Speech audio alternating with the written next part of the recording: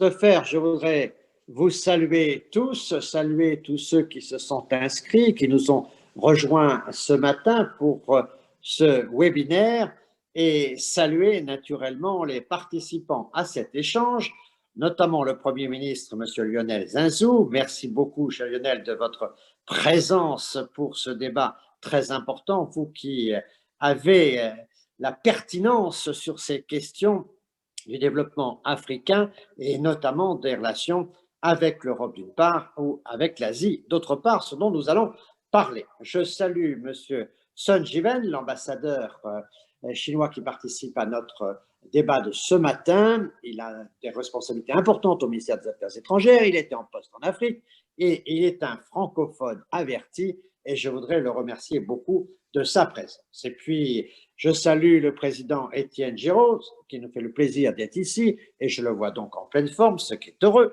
Et je voudrais lui dire que nous sommes très satisfaits de sa participation, mais d'une manière générale, de sa collaboration à cette réflexion stratégique dont ce webinaire est un peu la conclusion d'un travail qui a été engagé il y a plusieurs mois par la Fondation Prospective et Innovation avec l'animation de Serge de Gallet qui est avec nous aujourd'hui et ce matin. En fait, déjà depuis plusieurs mois, nous avons mené un cycle d'études à la Fondation pour la prospective et l'innovation sur le triangle Afrique, Europe, France, Chine. Et nous avons cherché à voir les pistes, les attentes, les difficultés sur cette coopération. Et donc, au cours de l'année 2020, nous avons développé des rencontres, des petits déjeuners avec des acteurs, des entreprises, des acteurs publics, des responsables africains, à la fois sur le terrain politique comme sur le terrain économique. Et nous avons croisé des réflexions venant des uns et des autres avec cette grande question, quelle nature pourrait avoir le partenariat entre l'Europe et la Chine si ensemble nous devions travailler à la réponse aux attentes de nos amis africains. Et donc, nous avons là l'intention de publier à l'issue de ce webinaire et de tous ces travaux une réflexion un peu stratégique sur ce que pourrait être ce triangle Chine, Afrique, Europe, France et de voir quelles seraient les initiatives qui pourraient être développées. Donc, cette réflexion-là, nous allons l'achever ce matin, en tout cas dans ce cycle d'études, mais naturellement, tous ceux qui souhaitent participer à la conclusion de ces travaux seront volontiers bienvenus avant l'édition de notre ouvrage de synthèse. Alors, nous allons introduire ce sujet. Je passerai la parole ensuite à Lionel Zinsou, puis on entendra l'ambassadeur Sun qui nous fera le point de vue chinois, et Étienne Giraud qui lui représente les entreprises engagées en Afrique, nous dira aussi à la fois ses attentes et ses visions. Le fond de l'affaire, c'est qu'évidemment, nous sommes tous persuadés que le continent africain est le continent de l'avenir, de notre avenir, de tous les avenirs, et donc à la fois les meilleurs et aussi peut-être ceux des difficultés. Et dans ce contexte-là, on voit bien que c'est l'intérêt de personne d'abandonner l'Afrique, de laisser l'Afrique à elle-même, sans lui donner les moyens, les perspectives qu'elle peut attendre pour son propre développement. On voit bien qu'on est tous connectés à ce devenir de l'Afrique, et que ce soit sur le plan économique, sur le plan social, sur le plan de la sécurité, sur l'ensemble des grands sujets du moment, on voit bien qu'une grande partie des enjeux se jouent aujourd'hui en Afrique. Et donc, nous avons là forcément non seulement une communauté de destin pour nous Européens avec ce grand continent euro-africain, mais nous avons aussi évidemment dans la géopolitique du monde, dans un moment où le monde est particulièrement dangereux, voire instable, nous voyons bien que le continent africain peut être dans l'avenir un continent d'équilibre ou un continent de déséquilibre. Donc ce grand continent, il est clair qu'il ne peut nous rendre indifférents et que nous sommes de cette nécessité de penser avec lui son propre avenir, de penser pour lui et de faire en sorte que lui et le continent africain puissent atteindre ces objectifs que nous n'avons pas à définir à sa place, mais pour lesquels nous pouvons peut-être essayer d'avoir des stratégies d'accompagnement et de co-développement. Dans ce contexte-là, on ne peut que souligner le fait que les relations entre l'Europe et la Chine sont souvent marquées par cette demande chinoise qui est de développer la coopération en pays tiers. Il n'y a pas de rencontre entre les chefs d'État, entre les premiers ministres, entre la Chine et la France, sans qu'à un moment ou un autre soit développée l'idée que la Chine demande à la France de travailler ensemble en coopération en pays tiers. Il y a eu quelques initiatives, notamment une centrale nucléaire au Royaume-Uni, par exemple, qui ont développé ce sujet, mais depuis quelques années, c'est le continent africain qui est l'objet des demandes de coopération entre la Chine et la France. D'une manière générale, les Chinois souhaitent qu'il y ait un dialogue, qu'il y ait des initiatives qui puissent être partagées entre la France et la Chine pour contribuer à des projets de développement en Afrique. Alors, évidemment, ce sujet est très important. Il révèle une forme de lucidité évidente chez nos amis chinois qui se rendent compte à la fois des besoins considérables de l'Afrique, mais aussi qui mesurent qu'il y a un certain nombre de difficultés à surmonter et les Chinois sont particulièrement lucides sur ces difficultés et cherchent aussi des partenariats pour pouvoir surmonter à plusieurs ces difficultés. C'est un sujet que je connais bien, que Jacques Chirac m'avait initié sur ces questions-là, et Jacques Chirac disait sois persuadé que les Chinois sont aussi intelligents que nous et qui mesurent et leurs forces et leurs fragilités, et que dans ce contexte-là, ils veulent chercher des partenariats pour trouver des solutions. Et donc là, il y a cette question qui est posée, est-ce que c'est l'intérêt de l'Afrique que d'avoir une coopération euro-asiatique sur les questions de son développement? Naturellement, on a vu qu'en France, il y avait un certain nombre de réticences. Il y avait des réticences d'un certain nombre de grandes entreprises qui sont déjà implantées fortement en Afrique et qui ne voient pas pourquoi les Français devraient aider les Chinois à venir se développer sur le continent africain. Et donc, il y a eu un certain nombre de résistances, il y a eu un certain nombre de problèmes et que les cultures étant profondément différentes, les partenariats ne sont pas si évidents que cela. Mais néanmoins, on voit bien qu'il y a des complémentarités qui pourraient s'imposer. D'une part, un certain nombre d'approches culturelles que la France connaît bien, que les entreprises françaises connaissent bien dans les relations de travail avec le continent africain, et que dans ce contexte-là, à un moment où nous avons pas mal de savoir-faire, mais aussi où nous n'avons pas toujours le financement nécessaire, les coopérations avec l'Asie pourraient être des coopérations qui à la fois cherchent à optimiser les savoir-faire, les partenariats et la nature des relations, mais aussi puissent dégager des moyens de financement considérables, ceux qui ont été libérés dans un certain nombre de programmes dans les routes de la soie par la Chine. Donc il y a naturellement un certain nombre d'intérêts qui peuvent être posés, même s'il y a un certain nombre de difficultés qui peuvent apparaître. Néanmoins, on voit bien qu'aujourd'hui, sur un certain nombre de projets, il y a d'ores et déjà dans plusieurs pays africains, notamment en matière d'infrastructure, mais aussi dans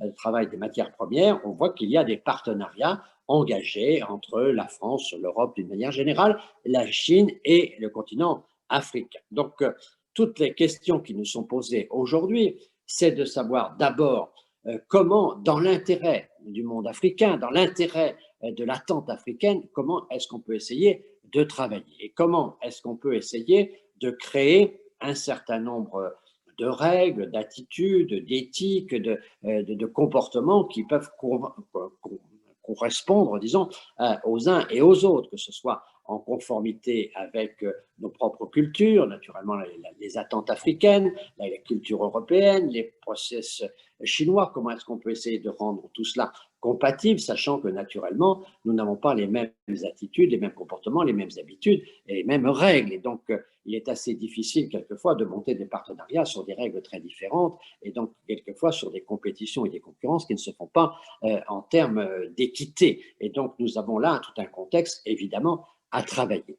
Cependant, l'urgence, l'importance de la question africaine est pour nous d'une telle importance que nous devons étudier et creuser toutes les solutions, toutes les perspectives. On voit bien qu'aujourd'hui, les questions de sécurité imposent des efforts considérables, notamment en ce qui concerne la France pour la sécurité de l'Afrique. Et donc, nous avons des investissements en matière de défense qui sont importants. Nous avons des efforts de sécurité et troupes qui sont engagées, mais on voit bien que ce ne sont pas avec les efforts militaires qu'on pourra répondre notamment à l'insertion des jeunes et ces jeunes africains qui seront près d'1 milliard dans la deuxième moitié de ce siècle. Et donc, il y a la nécessité du développement et donc la nécessité de chercher toutes les formes de développement.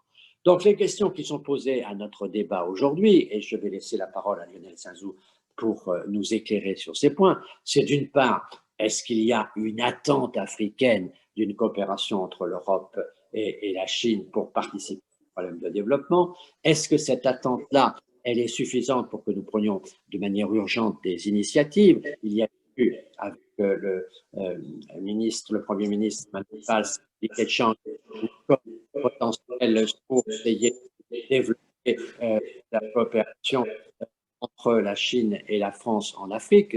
Ce sommet qui était à Dakar n'a pas eu lieu. Donc, on voit que c'est des choses qui ne sont pas simples. Comment est-ce qu'on peut procéder? Est-ce qu'on peut procéder dans la mesure où tout ceci serait d'une opportunité pertinente? Est-ce qu'on devrait procéder par projet, par pays, par des structures partenariales, par des cofinancements? Comment peut-on approcher ce sujet et quelle est l'évaluation qu'on peut faire aujourd'hui de la situation pour dégager quelques volontés d'avenir?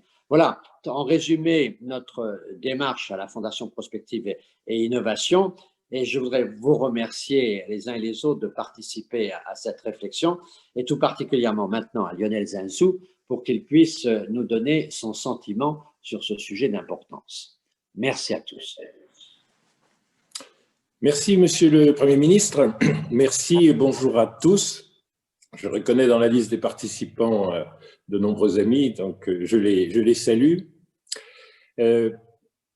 Oui, Monsieur le Premier ministre, il y a une attente africaine d'avoir le plus de partenariats possible.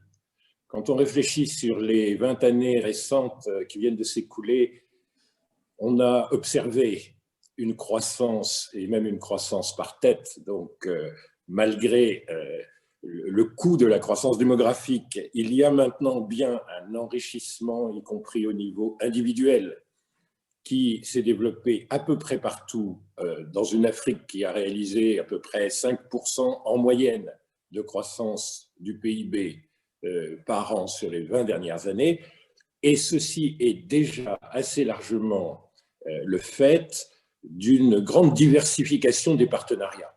C'est-à-dire qu'il n'y a pas que l'Europe qui a repris conscience de l'enjeu africain, il y a les pays émergents, parmi eux il y a les pays asiatiques, parmi eux au premier rang, parce que l'explosion des relations d'investissement et de commerce a été impressionnante, il y a évidemment la Chine.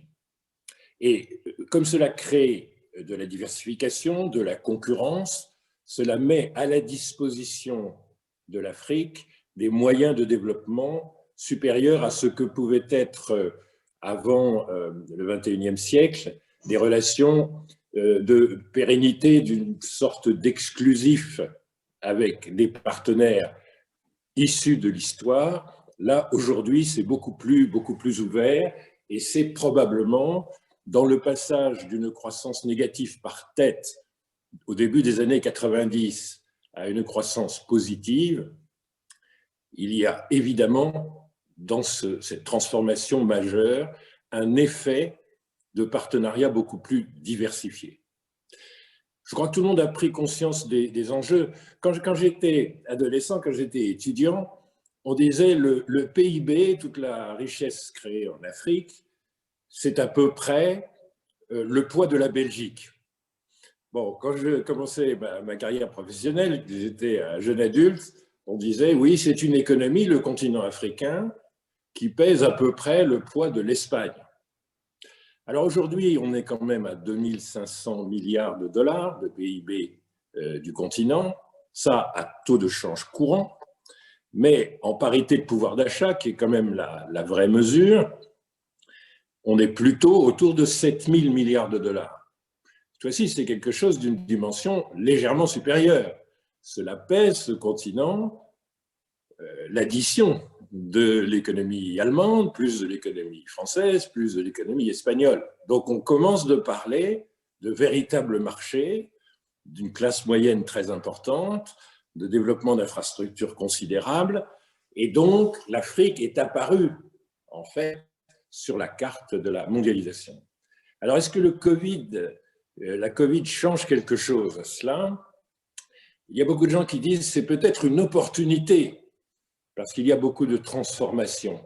Et la réponse africaine à la Covid, ou le caractère un peu plus modéré que ce que l'on craignait des impacts sanitaires et économiques de la pandémie en Afrique, ça fait parler certaines personnes en termes d'opportunité. Moi, je crois qu'il faut bannir le mot d'opportunité créé par la période actuelle, parce qu'il n'y a rien d'opportun dans une pandémie. Et franchement, ce sont des drames personnels, familiaux, mais économiques, et dans certains cas humanitaires.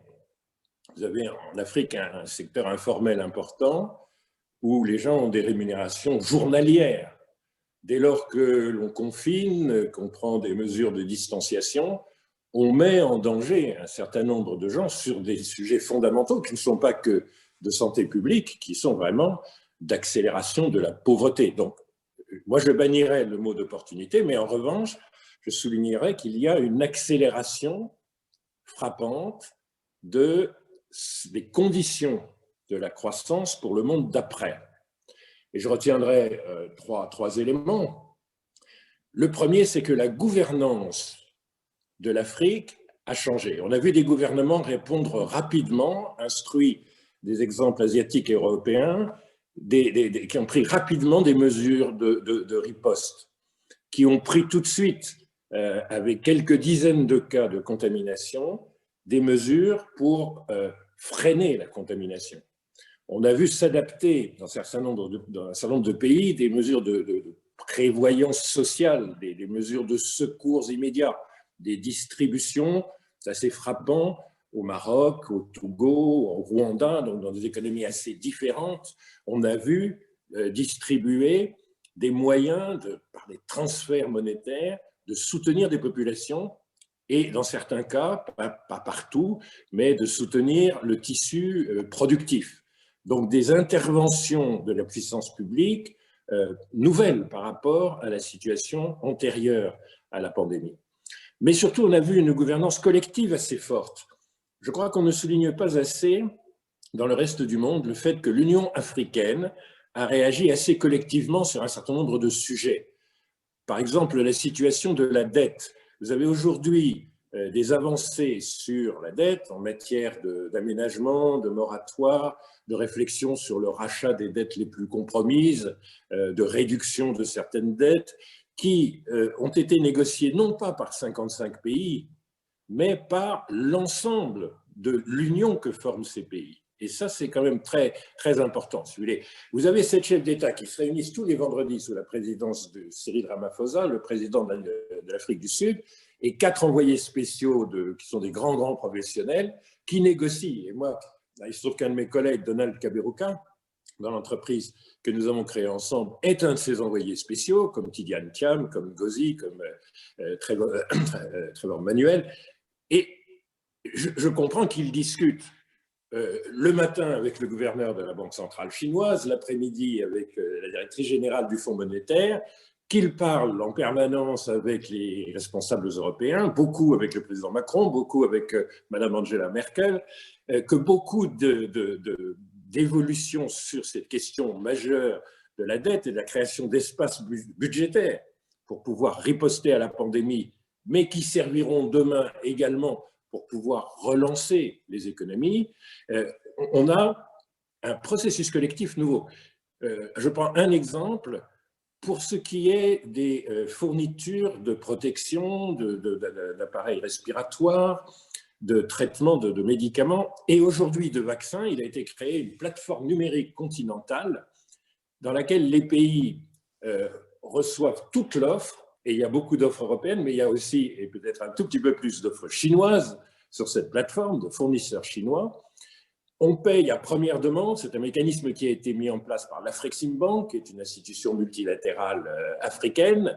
On paye à première demande, donc on ne se pose pas la question de savoir si ces marchés seront solvables ou pas. Ils sont payés. Et aujourd'hui, il y a une mobilisation considérable sur la logistique et l'approvisionnement en vaccins, et qui est une négociation collective. Et je crois qu'il n'y a que l'Union européenne, dans le monde qui ait également une réponse aussi coopérative et collective. Mais ça n'existait pas du tout en Afrique. On peut penser que demain, sur la zone continentale de libre-échange, sur l'espace aérien ouvert et sur d'autres questions que des questions de santé publique, nous aurons le bénéfice d'avoir développé ces bonnes pratiques, ces échanges d'un pays à l'autre et cette action commune. Ça, c'est quelque chose qui n'est pas aperçu et qui est très efficace. Si vous voulez, prenez l'accord de suspension et de moratoire sur la dette bilatérale qui a été approuvé par le G20. Ça résulte d'un de ces vendredis d'avril où le président Emmanuel Macron était l'invité des 7 chefs d'État qui forment le bureau de l'Union africaine. Ils ont mis au point cela. Cela a été négocié entre Africains et Européens avec la présidence du G20 saoudienne, approuvé par cette présidence, approuvé par la Chine, bien qu'elle ne soit pas membre, mais simplement observateur du Club de Paris, qui est l'institution qui ensuite a été chargée d'implémenter cet accord. Et on est parvenu à un moratoire qui est maintenant prolongé jusqu'à fin juin 2021 et qui sera peut-être encore, mais qui a créé tout de suite un espace budgétaire de l'ordre d'une quarantaine de milliards. Et la négociation sur les droits de tirage spéciaux et une émission supplémentaire, qui est très importante parce qu'elle pourrait apporter cette fois-ci probablement 150 milliards de plus au continent, eh bien, elle a été, disons-le, ralentie, peut-être même un peu bloquée par l'administration américaine, mais elle avait fait consensus des Européens et de la Chine. La demande, évidemment, a été unanime en Afrique, et c'est quelque chose qui probablement va se jouer à nouveau en avril, au moment des réunions de la Banque mondiale et du Fonds monétaire. Ce serait déterminant. Ça a été un des instruments pour sortir de la crise de 2008-2009, à l'initiative de M. Strauss-Kahn. C'est quelque chose qui est totalement repris aujourd'hui par le Fonds monétaire. On va peut-être progresser là et mettre en place des moyens. Alors ça, c'est des acquis pour longtemps. Et, Monsieur le Premier ministre, c'est déjà une forme de triangulation.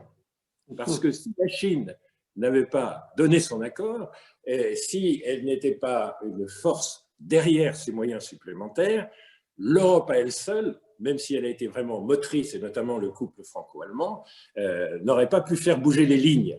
Donc il y a des triangulations qui, en matière macroéconomique et en matière de traitement de questions comme la dette, l'approvisionnement en biens essentiels pour lutter contre la pandémie, qui donnent des leçons pour demain et qui sont des mécanismes désormais en place. La deuxième remarque, si vous voulez, sur ce qui est en train de changer, c'est que le secteur privé joue un rôle déterminant. Alors, il a des fragilités extraordinaires, évidemment, dans le domaine aérien, dans le domaine hôtelier et touristique, dans un certain nombre de domaines. Ce sont des secteurs, comme partout dans le monde, qui sont totalement sinistrés en Afrique. Mais il y a en même temps une résilience assez forte, notamment une résilience un peu étonnante des PME. Alors, dans certains pays, il y a des mécanismes de soutien très forts, je dirais l'Afrique du Sud et le Maroc. Dans d'autres, c'est vraiment la dynamique privée. Et on a vu le secteur privé se mobiliser. Au Nigeria, c'est très important. Je dirais que l'effort privé de lutte contre la pandémie est au moins aussi important que l'effort de la puissance publique dans ce qui est la première économie du continent. Donc, le secteur privé est de plus en plus important et tout le monde a pris conscience que dans le monde d'après, le soutien du tissu de PME et d'ETI va être quelque chose de déterminant pour le rebond de croissance. Vous savez que le FMI estime que c'est en Afrique et en Asie que sera le plus important le niveau du rebond économique, alors qui n'est peut-être pas pour le premier semestre 2021, malheureusement, mais qui est probablement pour le deuxième semestre 2021. Vous savez qu'en effet, l'Afrique est entrée en récession, mais si vous regardez pourquoi l'Afrique est en récession, elle est 3 fois moins en récession que l'Europe, mais elle est en récession pour la première fois depuis 30 ans. Mais pourquoi ce chiffre de -3 à -4% du PIB en 2020, à raison des pays producteurs de pétrole et de façon générale de matières premières minérales. Si vous retraitez l'Afrique en mettant ces 15 pays de côté d'une certaine manière et que vous regardez les économies plus diversifiées, agricoles, qui sont très résilientes, et tertiaires, au problème près du tourisme, qui est une partie importante et qui concerne certains pays, le Cap-Vert, le Maroc, l'Égypte, les Seychelles, etc. Mais quand vous regardez les économies les plus diversifiées, par exemple celle de l'Afrique de l'Ouest, de l'Union économique et monétaire, vous voyez que ce sont des pays qui ne sont pas en récession. Ils sont entre 0 et plus 2% en 2020. Mais c'est quand même uniquement en Asie qu'on retrouve ce genre de résilience. Bon. Et là-dessus, c'est vraiment le secteur privé. Et on voit très bien que le tissu des PME et des ETI, qui vont avoir besoin de beaucoup de partenaires, des partenaires en technologie, des partenaires en capitaux, des partenaires en dette, on voit très bien que le secteur privé est en train de jouer un rôle plus important. Et toutes les banques de développement se mobilisent maintenant pour renforcer par des systèmes de garantie, par des développements de fonds de capital. Et là-dessus, franchement, et en garantie et en capital, les moyens de financement seraient accrus s'ils étaient en provenance à la fois de l'Union européenne et des grandes puissances asiatiques. Mais on voit bien, si vous voulez, que c'est devenu une priorité pour le monde d'après. Et c'est beaucoup fondé sur l'importance qu'on vient de relever de la résilience de ce tissu productif. Et puis mon troisième point, c'est qu'on voit bien qu'il y a une adaptation nécessaire de l'industrialisation en Afrique. Et vous avez eu des réponses très rapides. Très curieusement, vous seriez surpris de voir le nombre d'entreprises qui se sont mis à fabriquer en Afrique des respirateurs artificiels. Bon, il y a eu l'image symbolique des masques avec des industries textiles qui se sont reconverties très rapidement pour produire des centaines de millions de masques. Mais vous voyez aussi en ce moment une mobilisation des laboratoires en Afrique, de façon qu'une industrie pharmaceutique qui est encore assez faible, mais qu'elle soit capable de faire en sous-traitance, en franchise, sous licence, et des traitements pour l'avenir et des vaccins immédiatement, on comprend, si vous voulez, que l'industrialisation sur place des matières premières de l'Afrique est quelque chose qui est possible, et une industrialisation accélérée. Voilà, donc moi je trouve que c'est ça les leçons d'accélération. Ajoutons que l'Afrique était, on le savait, un peu plus digitale que ce que l'on croit. En fait, si on regarde par exemple les paiements par mobile, au fond, la Chine est la première grande cashless society, mais les autres exemples sont plutôt en Afrique de l'Est qu'en Europe. Donc vous avez une digitalisation qui s'est accélérée, vous avez beaucoup utilisé cette monnaie pour des transferts immédiats pour les gouvernements qui ont été les plus actifs vers une large masse de la population en utilisant les moyens de la microfinance, etc. Donc vous avez une Afrique plus digitale et plus technologique que ce que l'on croit. Et à cet égard, là aussi, pour le monde d'après, c'est vraiment très important. Cela dit, ça ne va pas seulement demander une transformation africaine, ça va demander aussi une transformation des partenaires de l'Afrique. Parce qu'il y a quelques défis. Par exemple, la dette chinoise, qui pour l'instant fait l'objet d'un aménagement que les pays africains trouvent un peu lent, mais qui est très importante. Alors, elle est très importante, elle représente quand même le tiers de la dette africaine. Bon, c'est quelque chose qui va devoir être traité entre la Chine et l'Afrique.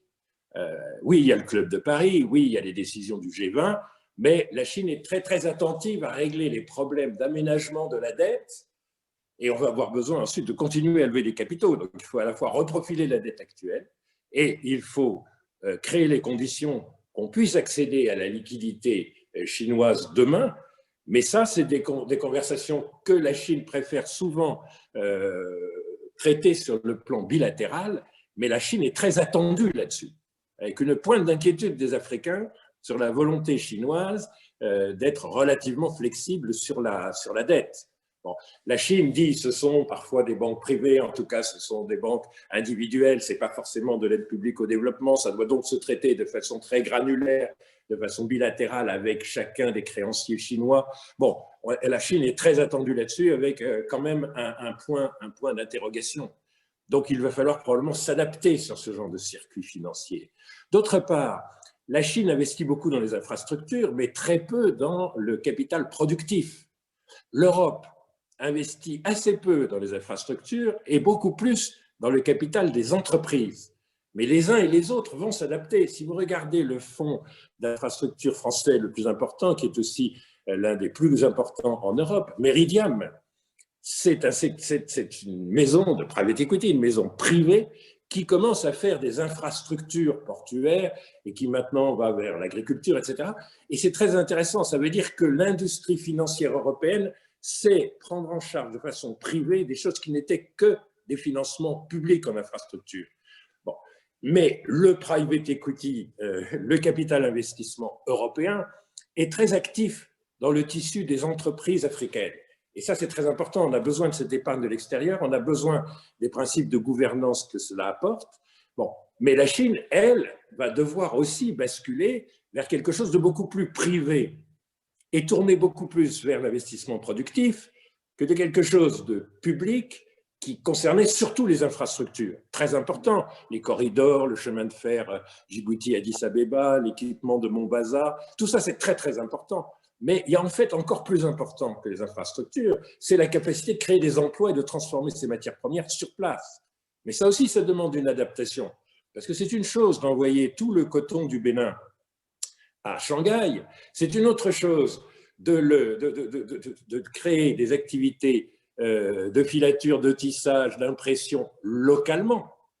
Et regardez, il y a quelques exemples frappants, mais en tout cas, allez à Libreville, à la zone spéciale, où on exporte désormais plus simplement du bois brut, mais des produits finis, vous avez plus d'une centaine d'entreprises chinoises dans une zone spéciale qui est un modèle.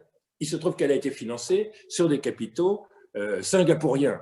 Bon, donc on a besoin de tous les partenariats. Mais qu'est-ce que ça veut dire? Ça veut dire qu'entre exporter du bois brut et des meubles finis, si vous voulez, vous avez une création de valeur d'un facteur 10. Et surtout, vous avez ce qui est la première demande africaine, c'est la capacité de créer des emplois dans le secteur manufacturier. Mais c'est une adaptation qu'on voit en réel dans les zones économiques spéciales, qu'on voit en Éthiopie, qu'on voit à Libreville remarquablement, qui va commencer à San Pedro, à Nouakchott, à Lomé. Donc, ce sont des adaptations où tous nos partenaires vont changer un peu de rôle. Parce qu'on ne va plus être simplement le fournisseur de matières premières de l'usine du monde. Et donc, l'usine du monde, qui était européenne et qui le reste dans un certain nombre de domaines, mais qui est beaucoup asiatique et surtout chinoise, l'usine du monde, elle va se délocaliser en partie en Afrique, se relocaliser en Afrique. Et ça ne veut pas du tout dire un affaiblissement, un partage de la valeur ajoutée mondiale qui va démunir l'Europe ou qui va démunir la Chine, mais ça veut dire quand même des adaptations sérieuses et la montée d'acteurs privés, d'entreprises privées qui vont parler tout de suite au titre de l'Europe et de la France avec Étienne Giros, mais également un changement assez important du côté chinois. Et donc, si vous voulez, les défis que l'Afrique est en train de relever, bien contrainte de les relever, vont être aussi des défis de transformation. Donc, le triangle, Monsieur le Premier ministre, ce n'est pas le triangle du monde d'avant. Le triangle du monde d'avant, c'est, vous connaissez bien l'Afrique, vous autres les Européens, je vous envoie des étudiants en formation, je vais utiliser vos réseaux, et puis je vais vous financer. Et puis on va faire des triangles entre États. Et donc, ça va être du financement largement public, largement d'infrastructures, avec de la compétence européenne, du financement chinois et de la compétence technologique chinoise de plus en plus. Mais c'est plus ça le triangle. Le triangle, c'est il y a des entreprises privées chinoises. Il y a des fonds de private equity assez remarquables. Je crois que Cathay est représenté par exemple dans nos participants aujourd'hui. et qui savent faire entre PME ou entreprises ou ETI, chinoises et françaises, des choses, ou européennes, des choses tout à fait efficaces. Bon, et elles vont avoir comme interlocuteurs, pas forcément les gouvernements. Les gouvernements, ils sont assez impuissants parce qu'ils n'ont pas beaucoup d'espace budgétaire. En revanche, le secteur privé, qui porte l'épargne et qui porte l'emploi, vos interlocuteurs, ils sont sur place des entreprises, qu'elles soient de nationalité chinoise, française, béninoise, ça, on s'en fiche. C'est important, c'est qu'elles soient privées, créatrices de valeur et créatrices d'emplois. Donc ce sera un triangle, parce que moi je crois beaucoup que ce triangle présente beaucoup d'avantages. Il y a d'ailleurs des précédents. Regardez les grandes multinationales américaines, regardez les grands cabinets d'audit, regardez les grands cabinets d'avocats. En général, ils ont tendance à mettre des ressources à Paris et à Londres quand il s'agit de traiter des questions de l'Afrique anglophone ou francophone. Ils ont des relais. Moi, je crois que c'est un modèle qui va fonctionner. Mais pour qu'il fonctionne vraiment, il faut que ce soit des dialogues triangulés entre les entreprises. Et cette émergence du secteur privé, elle ne va pas être si simple que ça en Chine, mais elle ne va pas non plus être extrêmement simple en Europe, parce qu'en Europe, on a encore un petit peu la vision d'une Afrique qui pesait le poids de la Belgique. Et donc, les entreprises françaises, en dehors de celles qui sont présentées au CIAN, qui sont déjà beaucoup plus informées, elles ne regardent pas toujours l'Afrique pour les opportunités, y compris les opportunités de partenariat privé. Les marchés publics, c'est bien, mais vont prendre une place de moins en moins importante. Et ce qui va être de plus en plus important, c'est ce dialogue entre des entrepreneurs et des industriels. Et je crois que c'est cela que l'Afrique attend, parce que c'est ce qu'on appelle de la croissance inclusive, parce qu'aujourd'hui, le modèle économique du monde d'avant, triangulation ou pas, c'est un modèle très capitalistique, sans emploi. Or, on doit créer des dizaines de millions d'emplois par an. Et ça, c'est le tertiaire moderne et c'est l'industrie manufacturière. Et c'est ça l'attente de l'Afrique vis-à-vis de ses partenaires qui vont devoir changer au même rythme qu'elle. Voilà ce que je voulais échanger avec vous, Monsieur le Premier ministre. Merci beaucoup, cher Lionel Zinsou, de la clarté de votre message, au fond, d'abord d'une vision positive en partie des efforts africains de ces dernières années et au fond de cette reconnaissance de la capacité africaine d'avoir des acteurs privés sur lesquels aujourd'hui on peut compter, et ce qui vous amène d'une part à voir qu'il y a un succès du multilatéralisme en Afrique qui n'est pas suffisamment souligné et qui fait peut-être que ce multilatéralisme est très utile au niveau macroéconomique, mais qu'il y a aussi des opportunités maintenant avec ce tissu d'entreprise. Je note d'ailleurs que tout ce que vous avez dit sur le private equity, que nous aurons un rendez-vous auquel la Fondation participe au début du mois de juillet pour le salon du private equity, un salon mondial qui a lieu à Cannes au début juillet 2021, où l'Afrique sera au cœur même des préoccupations et de l'orientation de ce salon de la mobilisation des finances et des partenariats, y compris avec des fonds d'ailleurs, quelquefois, comme vous avez cité KT et quelques autres, qui sont des fonds avec des partenariats européens et chinois pour participer à cette dynamique entrepreneuriale. Merci beaucoup de cet exposé particulièrement limpide et qui nous impose quand même quelques efforts parce que le dernier chapitre sur les adaptations n'est pas forcément facile. Mais merci beaucoup. Alors, je vais laisser la parole maintenant à monsieur l'ambassadeur Sun, qui nous fait l'amitié d'être avec nous en direct de Pékin. Je vois qu'il m'entend, donc je suis très heureux de lui saluer et de lui dire aussi combien on fait des vœux en ce début d'année et dans l'attente de la nouvelle année chinoise pour que nous puissions retrouver une situation internationale équilibrée et pacifique. Alors, votre connaissance de l'Afrique vous conduit à avoir des analyses sur la participation de la Chine au développement de l'Afrique et quelles sont vos visions sur ces sujets et vos éventuelles réactions aux propos du Premier ministre Lionel Zinsou. Vous avez la parole. Merci. Bonjour, monsieur l'ambassadeur, mes amis. Je suis très heureux de Très important et très intéressant, donc c'est la coopération tripartite entre la Chine, la France et l'Afrique. Vraiment, donc, comme vous savez, la coopération sino-africaine a débuté donc, depuis des années, des décennies, et s'est développée donc, très rapidement pendant les dernières années. Je voudrais aujourd'hui vous parler surtout donc, des points suivants. Premier point, quels sont donc les secteurs principaux dans la coopération entre la Chine et l'Afrique? Comme tout à l'heure, M.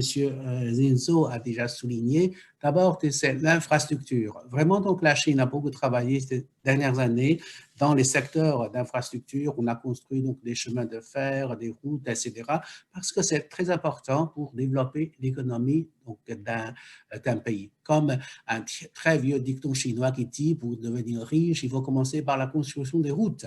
Aujourd'hui, la réduction de la pauvreté en Chine a bien réussi, c'est parce qu'on a construit les routes pour lier donc tous les villages pauvres dans les régions très lointaines pour donc faire donc sortir leurs produits agricoles, etc. En tout cas, c'est vraiment donc une bonne chose. Mais il faut également donc penser à autre chose, c'est-à-dire il faut donc maintenant penser à l'industrialisation et à la modernisation de l'agriculture. Ce sont donc deux secteurs qui attire aussi beaucoup d'attention de la Chine, parce que l'industrialisation dans les villes peut nous aider à créer donc des emplois, à améliorer les conditions de vie des habitants dans la ville pour donc préserver la stabilité donc du pays et surtout donc chez les jeunes. Et aussi, donc, la modernisation de l'agriculture, c'est aussi très important parce que nous devons assurer la sécurité alimentaire. C'est un problème à résoudre, toujours qui reste à résoudre en Afrique.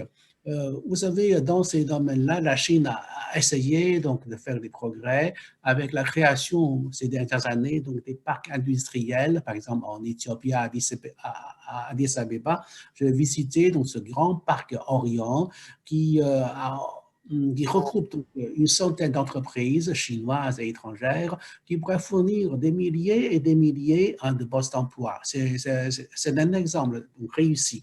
Et aussi, donc, dans l'agriculture, les agronomes chinois travaillent depuis longtemps dans les différents pays africains pour, donc, par exemple, la production céréalière, pour donc, la production du coton au Mali, au Bénin, etc. Ceci pour renforcer donc, la capacité de production, surtout la production par unité avec les technologies nouvelles ou bien avancées, avec les semences de bonne qualité introduites donc, en Afrique. Et encore, troisièmement, il faut donc développer aussi la formation. La formation professionnelle, ça joue un rôle aussi très important dans le développement donc, de l'économie d'un pays. Et deuxième point, quels sont donc les moyens, principaux moyens de financement pour donc, les projets de coopération qui sont très nombreux entre la Chine et l'Afrique? On dit que maintenant, il y a plus d'1 millier de projets de coopération qui sont en cours d'exécution. Comment donc on peut les financer? J'ai donc des statistiques ici chez moi, c'est-à-dire l'assistance sans contrepartie représente donc 47,3% de tous les investissements donc, chinois en Afrique. Ce sont des assistantes sans contrepartie. Et puis, les crédits préférentiels intergouvernementaux, c'est-à-dire accordés par le gouvernement, les crédits préférentiels représentent 48,52%. Et puis, il reste encore 4% qui sont donc les crédits sans intérêt. Voilà donc la répartition donc, des financements, donc des projets. Alors, il y a également, bien sûr, les crédits commerciaux, c'est-à-dire accordés par les banques privées à un taux d'intérêt commerciaux. Ça existe également. Alors, pour résoudre ce problème, nous avons, donc, il y a quelques années, créé la Banque asiatique d'investissement dans les infrastructures. Tout au début, là, il y a donc 57 pays membres et aujourd'hui, il y a donc en tout 100 pays membres de cette banque qui a fourni également donc environ 100 milliards de dollars américains pour financer des dizaines de projets dans les pays le long donc, de la route et de la soie.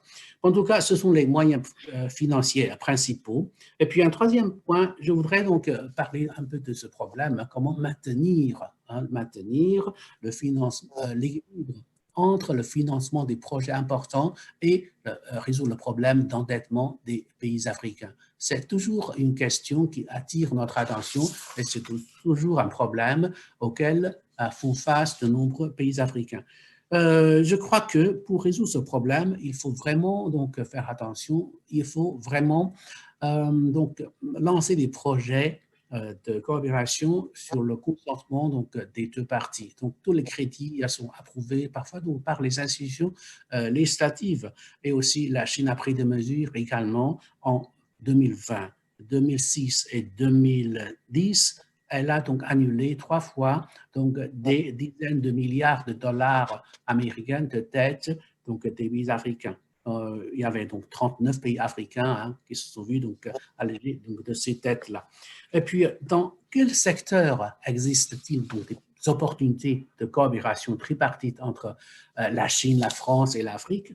Et surtout, je crois que dans la création donc, des entreprises, c'est-à-dire le développement du processus de l'industrialisation, mais aussi dans d'autres secteurs, comme j'ai dit tout à l'heure, donc la formation professionnelle, c'est un secteur maintenant très important. Monsieur Zinzo a dit tout à l'heure que nous avons créé donc, des centres de formation dans certains pays africains. Oui, c'est vrai, même donc, par exemple au Gabon. On vient donc de terminer la construction de 2 grands centres de formation professionnelle et il y a seulement une semaine, un grand centre de formation professionnelle a été inauguré au Mali avec la présence donc, du Premier ministre du gouvernement donc, de transition de ce pays. Mais je crois que dans ce secteur-là, la Chine et la France pourraient donc très bien avoir une coopération parce que, vous savez, la France donc du point de vue historique, maintiennent donc des relations très étroites avec les pays francophones, donc africains, à partir donc, de leur culture, de la langue, etc. Elle a beaucoup de facilité concernant la communication et puis la compréhension et aussi donc les savoir-faire, la technologie, les techniques, etc. Donc la France sont des atouts très importants, tandis qu'on pourrait très bien coopérer dans ce domaine-là. Par exemple, je vous donne un exemple. Il y a une grande société chinoise qui a construit des centres de formation, mais comment donc les gérer? Comment donc poursuivre l'enseignement en français, en français? Alors, c'est difficile pour une compagnie chinoise parce que même donc l'enseignement en français, ce n'est pas donc très courant donc chez nous. Alors peut-être là, les amis français pourront très bien donc nous aider. Comment est-ce qu'on peut renforcer cette coopération? J'ai donc quelques petites propositions. Premièrement, je crois qu'on peut créer des mécanismes et des groupes de consultation. Des groupes de consultation comme donc des think tanks, composés des experts, des entrepreneurs, des hommes d'affaires, des universitaires, etc., qui font des recherches sur donc l'Afrique, sur l'économie, sur donc la situation en Afrique, qui pourraient vraiment donc se rencontrer régulièrement, tenir des séminaires, etc., pour parler donc des occasions, des opportunités de coopération, parce qu'ils connaissent bien la situation, l'état actuel. Et puis, peut-être nous devons encourager les hommes d'affaires, les entrepreneurs chinois, français, africains à se rencontrer régulièrement. Nous devons créer des occasions pour eux de se rencontrer, pour échanger des informations, surtout donc sur le développement local. Et troisièmement, peut-être nous devons mobiliser également les institutions officielles et les organes gouvernementaux parce que, vous savez, nous avons donc des bureaux de représentation, donc des entreprises d'État. Nous avons également donc des missions diplomatiques accréditées donc dans beaucoup de pays africains et eux, ils détiennent beaucoup d'informations sur le développement économique du pays parce qu'ils ont des contacts avec les fonctionnaires ou bien donc les dirigeants de haut niveau du pays. Donc, avec ces informations, si ils sont mobilisés hein, pour donc, tisser donc, les liens entre les différentes entreprises chinoises, françaises, africaines, ça pourrait donc donner donc, de très beaux résultats. En tout cas, il faut également veiller à ce que nous ayons des coopérations dans les secteurs nouveaux, c'est-à-dire comme l'économie numérique, comme donc, les villes intelligentes, comme l'énergie propre, la protection de l'environnement, etc. Donc, il existe beaucoup d'opportunités. Il faut que nous essayions, nous veillons à les exploiter. Il existe, je vois vraiment donc, de très belles perspectives pour une coopération réussie, tripartite entre la Chine, la France et l'Afrique. Voilà donc les quelques voix. Merci beaucoup. Merci beaucoup à vous, monsieur l'ambassadeur, et notamment à l'intérêt de cette coopération sectorielle. Vous parliez d'apprentissage. J'étais le week-end dernier en Côte d'Ivoire, à Abidjan, où un centre de formation à l'apprentissage entre la France, la Chine et les Ivoiriens est en cours d'élaboration pour la formation des jeunes avec l'entreprise Demos. Il y a une dynamique qui se crée. Je crois en effet que dans la formation, il y a beaucoup d'échanges qui sont très utiles et nous reviendrons sur cette approche sectorielle notamment que vous avez développée. Alors, la réaction des entreprises, maintenant, à la fois leurs attentes, leurs diagnostics et au fond leurs perspectives, et surtout, c'est en grande partie le rôle du CIAN avec Étienne Giros, les propositions, les demandes même des entreprises. Ceci est pour nous tous important parce qu'on l'a vu dans les différentes interventions, c'est quand même sur les entreprises que l'on peut principalement compter pour trouver cette nouvelle donne de développement de l'Afrique. C'est à vous, Étienne. Merci, Monsieur le Premier ministre, et bonjour à tous. Je suis très heureux de participer à cette session finale et de conclusion de ce cycle sur le partenariat Chine, Afrique et France. Et je pense que je vous remercie de nous avoir invités parce que vous montrez par là l'importance que les entreprises peuvent avoir dans ce processus. J'en profite simplement pour saluer un certain nombre de participants dont j'ai regardé la liste, qui sont des amis ou qui sont membres du CIAN. Ils se reconnaîtront et donc je réitère mon bonjour à tout le monde. Alors, puisque c'est la conclusion d'un cycle, on a depuis déjà longtemps évoqué la question de la présence chinoise et des entreprises chinoises en Afrique. Lionel Zinsou rappelait le poids grandissant de ces entreprises depuis 20 ans. Donc, je ne vais pas reprendre tout ce qui a été dit pendant les sessions. Je voudrais simplement faire part de quelques convictions très fortes. La première, c'est que la présence des entreprises chinoises est un bien pour l'Afrique, est une bonne chose et un facteur tout à fait favorable pour l'Afrique. Lionel rappelait que la croissance africaine depuis 20 ans a été à peu près au niveau de 5%, et même les 15 premières années de ce siècle, c'était plutôt 5,8%. Et moi, je pense qu'il y a à peu près un tiers de cette croissance qui s'explique par la présence et les investissements chinois. Et donc, si les Chinois n'avaient pas été là, il y aurait sans doute eu 2 points de croissance de moins. On peut discuter ces chiffres, mais je pense qu'il faut quand même considérer que la croissance, le développement de l'Afrique et tout ce qu'on peut y faire est en partie, pas exclusivement, mais en partie dû à la présence des Chinois. Donc, les critiquer, se plaindre, dire que c'était mieux avant, à mon avis, c'est peine perdue et c'est inutile d'adopter ce genre de posture. En revanche, il faut quand même faire la part des choses et reconnaître qu'un certain nombre de critiques sont émises sur les comportements ou la présence des entreprises chinoises en Afrique, qui portent essentiellement sur l'insertion des entreprises dans le tissu économique local, qui portent sur quelques facteurs qui sont vus par les entreprises européennes comme des facteurs de concurrence déloyale ou de concurrence un petit peu faussée quelquefois, notamment à cause des questions de compliance et de conformité dont s'exonèrent beaucoup d'entreprises chinoises, alors que les entreprises européennes d'abord participent à ce phénomène, mais aussi ont ces obligations très fortes qui leur pèsent dessus. Et puis enfin, il y a le sujet de l'endettement, qui est un sujet qui n'est pas toujours traité ou vu, en tout cas d'une manière très équilibrée, entre l'endettement chinois d'une part et l'endettement des pays du Nord ou du Club de Paris d'autre part. Donc, ces critiques-là créent quelquefois une certaine crainte ou une certaine problématique du côté des entreprises européennes et françaises au regard de la présence des Chinois. Et néanmoins, je voudrais partager avec vous une conviction que j'ai fortement en moi. C'est que, malgré tout cela, l'avenir repose sur le partenariat entre les entreprises chinoises et les entreprises françaises. Jean-Pierre Raffarin parlait tout à l'heure de pays tiers. Eh bien, ce partenariat, il doit s'exprimer sur le continent africain. C'est ma conviction profonde. Et si je vous parle d'une conviction, c'est parce que je fréquente et je rencontre des chefs d'entreprise ou des opérateurs qui ne partagent pas ce point de vue et qui disent les Chinois sont nos concurrents, ils ont une vision stratégique très forte, notamment sur l'Afrique, et à la fin de la journée, nous allons perdre nos positions. Donc il faut résister et on ne pactise pas avec l'adversaire. Je vous dis tout de suite que je pense que cette analyse est erronée et ça n'est pas mon point de vue. Et il faut au contraire mettre en place un contexte qui permette la participation et le partenariat entre les entreprises chinoises et les entreprises françaises sur l'Afrique, évidemment avec les États africains. La première raison pour cela, qui anime cette conviction, c'est que nous avons des atouts complémentaires.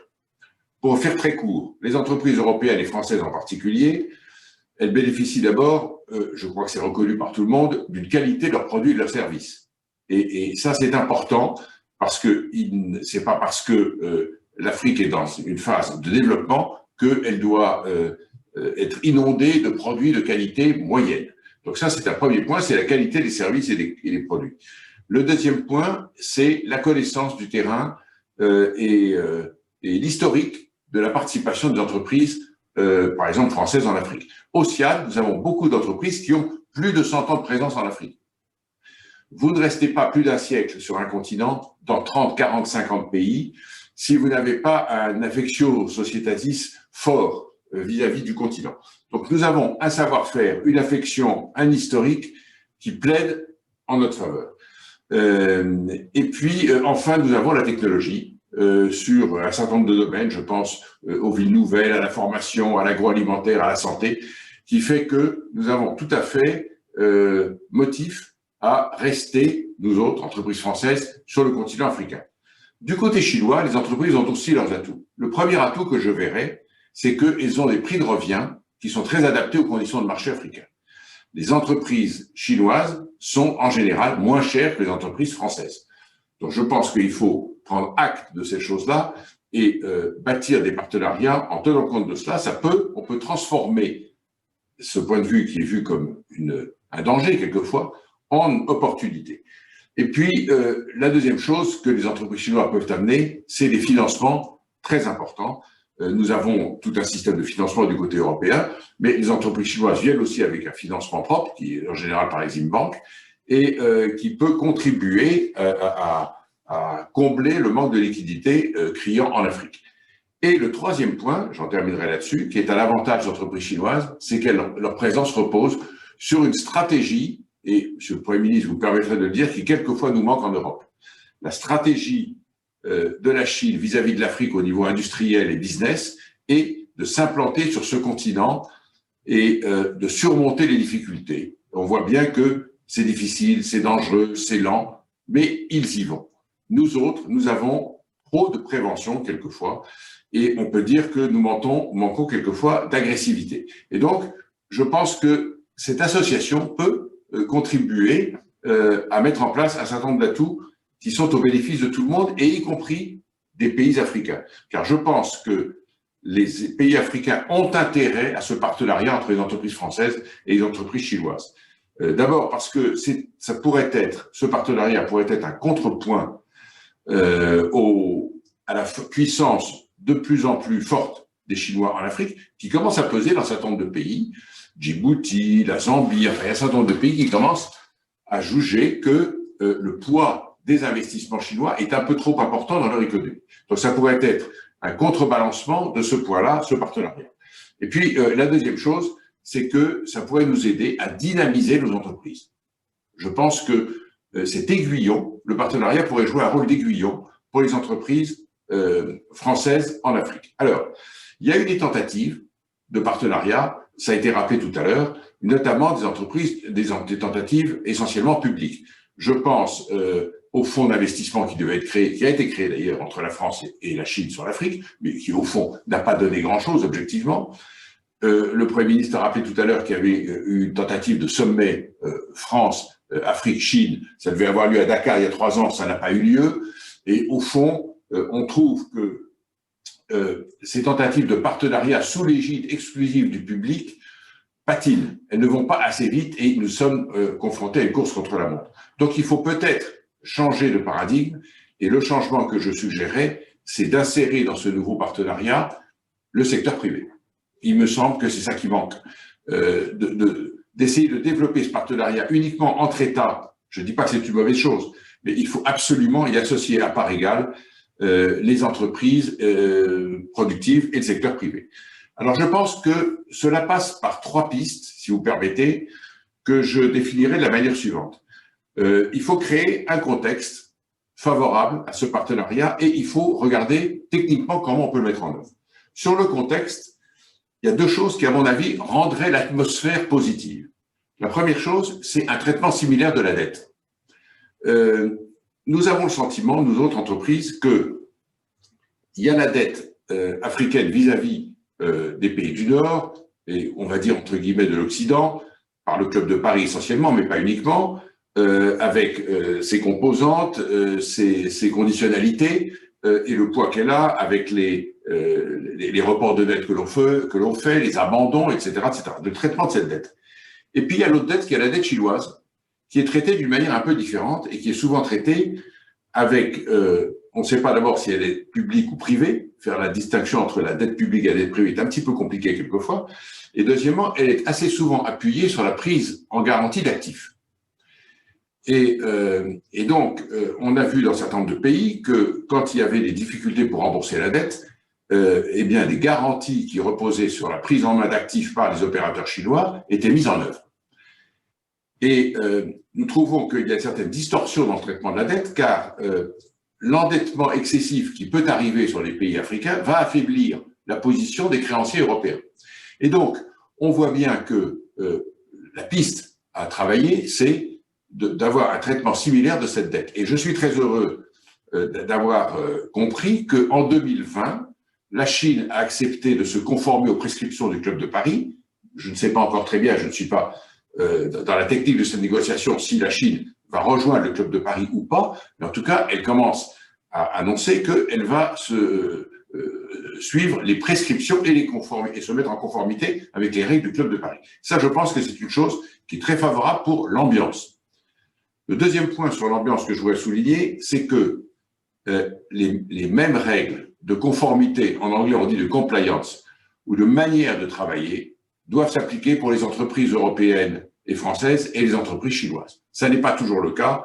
Vous savez que la Chine ne fait pas partie de l'OCDE, et c'est l'OCDE qui règle ces questions de comportement des entreprises, notamment en Afrique. Ça touche à la gouvernance, à la lutte contre la corruption, à la responsabilité sociale et environnementale des entreprises, à la lutte contre le réchauffement climatique. Et tout ça obéit à des standards auxquels les entreprises européennes sont soumises, avec des sanctions à la clé. Et tout le monde sait que c'est un sujet, non seulement que les entreprises adoptent dans le fond de leur comportement, mais qui est aussi une menace pour elles, et notamment une menace, comment dirais-je, réputationnelle. Les entreprises des nouveaux acteurs sur l'Afrique, et notamment la Chine, sont en général relativement exonérées de ces obligations. Et bien ça, c'est une concurrence qui ne veut pas dire son nom, mais c'est une concurrence, un petit peu une distorsion de concurrence qui pèse assez lourd dans les manières de travailler, et notamment dans l'appréhension du risque. Je dois investir en Afrique, quel risque vois-je dans l'Afrique? Eh bien, si on arrive à traiter ces questions de compliance, de conformité et de comportement d'une manière équilibrée et égale, je pense qu'on aura fait un grand pas dans l'ambiance générale favorable à ce partenariat. Et puis le troisième point, c'est comment techniquement mettre en œuvre ce partenariat. Le général de Gaulle parlait de l'Europe sauter comme un cabri. Je dirais, on peut aussi dire, en sautant comme un cabri, faisons un partenariat entre les entreprises chinoises et françaises. Mais à la fin de la journée, on pourra l'avoir répété 10 fois, je vous prédis qu'il ne se passera pas grand-chose si on n'a pas mis en place un petit cadre simple et non bureaucratique qui permettra aux entreprises chinoises et françaises de développer ensemble des investissements en Afrique. Si on ne leur met pas un lieu de concertation, en place, il me semble que ça ne fonctionnera pas ou que ça fonctionnera lentement, car les critiques que j'évoquais tout à l'heure risquent de prendre le dessus sur la volonté de coopérer. Alors moi, je me demande si la création d'une plateforme de concertation entre les entreprises françaises et les entreprises chinoises ne serait pas la bonne solution. Il ne s'agit pas de mettre en place un nouvel outil bureaucratique qui va nous ralentir parce qu'il faut aller vite, mais il s'agit de mettre en place une structure très simple où les entreprises chinoises et les entreprises françaises se confronteraient et confronteraient surtout leurs projets. Car pour que ça fonctionne, il ne faut pas que ce soit un lieu bavard, il ne faut pas trop que ce soit un lieu de théorie et de grands principes, mais il faut que les entreprises viennent avec des projets. J'ai un projet de construire un barrage, j'ai un projet de faire l'électrification dans une partie de la ruralité dans une région en Afrique, j'ai un projet agroalimentaire, j'ai un projet d'aménagement d'un quartier, etc. Une entreprise vient avec son projet. Et elle cherche un partenaire de l'autre côté, que ce soit chinois ou français. Donc, fondé sur les projets. Et ça, c'est la notion assez classique d'appel à projet, pour lequel je plaide beaucoup, qui n'est pas assez développée. On a trop d'appels à planification et pas assez d'appels à projet. Ça, c'est la première idée. La deuxième idée pour que la plateforme fonctionne, c'est que je pense que c'est une manière de créer un désir commun. À partir du moment où vous avez un projet sur la table, on s'explique, on regarde comment ça fonctionne et le désir, le projet, l'ambition devient commune. Ça, c'est très important pour sortir des grands principes. Donc, il faut un souffle et un souffle qui repose sur un projet. Troisième condition, me semble-t-il, pour que ça fonctionne, il faut que tout ceci se passe sous l'égide des gouvernements chinois et français. Ceci ne peut pas fonctionner, me semble-t-il, s'il y a simplement une plateforme où on invite les entreprises à venir présenter le projet. Ils ne le feront pas parce qu'ils auront peur de perdre leur savoir-faire ou à la fin de se faire dévorer par l'autre, quel que soit le côté dont on se place. Et je pense que la présence des deux gouvernements chinois et français dans cette plateforme donnera une légitimité à la démarche en fixant les règles du jeu. Par exemple, j'ai parlé tout à l'heure du contexte sur à la fois un traitement équilibré de la dette et deuxièmement sur la conformité ou la manière d'opérer en Afrique. La présence des deux États à ce moment de contact entre les entreprises chinoises et françaises sera une certaine garantie là-dessus. J'ajoute que la présence des États aura un autre avantage, c'est que ça permettra à ces investissements d'entrer dans le cadre des plans de développement des pays africains et de faire le lien entre les entreprises chinoises et françaises et le désir et les besoins des gouvernements africains. Parce qu'il faut évidemment que ces investissements en partenariat qui seraient décidés et mis en œuvre répondent aux besoins des États africains. Il ne s'agit pas de faire une imposition de l'extérieur. Alors, ça ne veut pas dire que ces gouvernements français et chinois entreraient dans la technique de l'investissement. On ne demande pas des garanties. Le secteur privé est capable de prendre ses risques et on peut trouver des financements. Et je pense que le partenariat franco-chinois est capable de lever de l'argent pour financer les investissements. Mais le parrainage des gouvernements me semble assez important. C'est un peu délicat parce que on peut penser que je plaide quelque chose et son contraire. Je plaide le poids du privé et je dis qu'il faudrait que les gouvernements soient là quand même. Mais les gouvernements, ils sont là pour insuffler une stratégie, une direction stratégique et définir les règles du jeu. Voilà.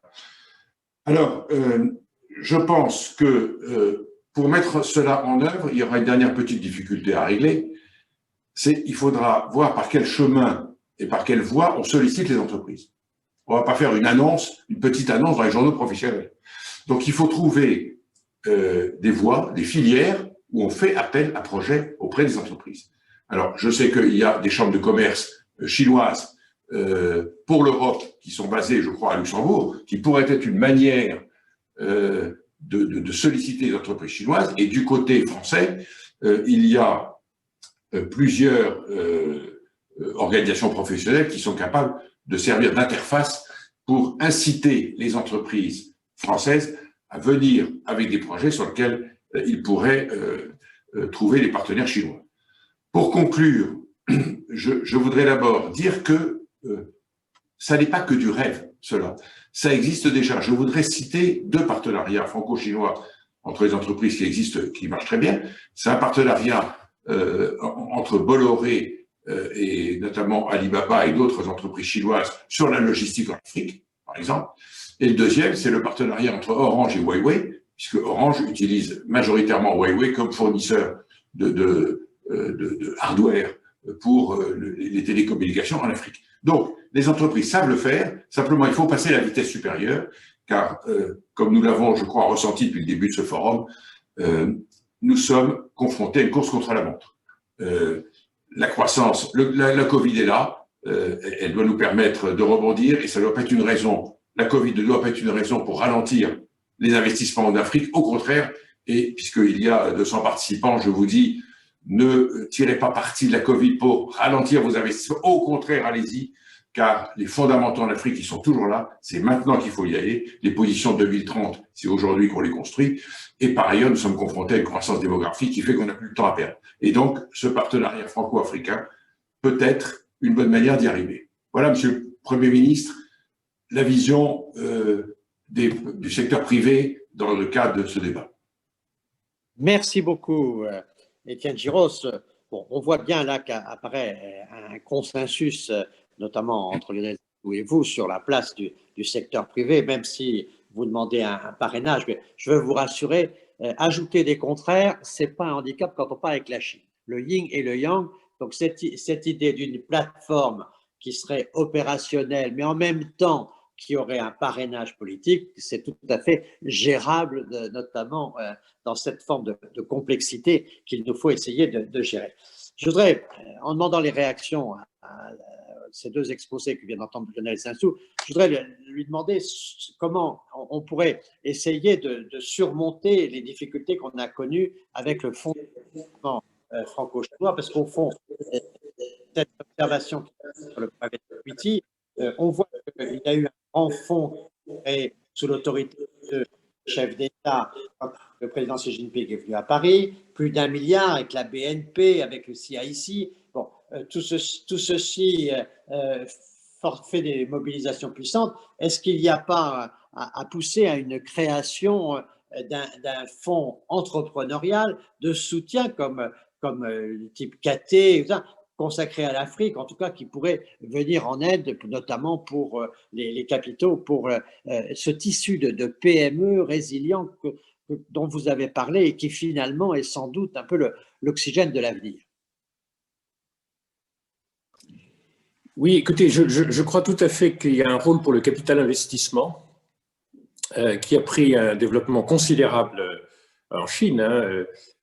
Quand je dirigeais un fonds d'investissement français PAI, qui est le numéro 1 du LBO, et bon, disons il y a 7-10 ans, nos homologues chinois, ils avaient à peu près la même taille que Paribas Affaires Industrielles. Bon, aujourd'hui, je constate que nos homologues chinois, ils ont 5 fois la taille des actifs sous gestion chez PAI. Donc, il y a un développement et en Europe et en Chine, mais la Chine vraiment est arrivée à l'échelle qui convient. Donc, il y a une maturité qu'on n'avait peut-être pas complètement au moment où on a créé de façon un peu comme ça top-down, disons, à l'initiative des pouvoirs publics, les tout premiers fonds.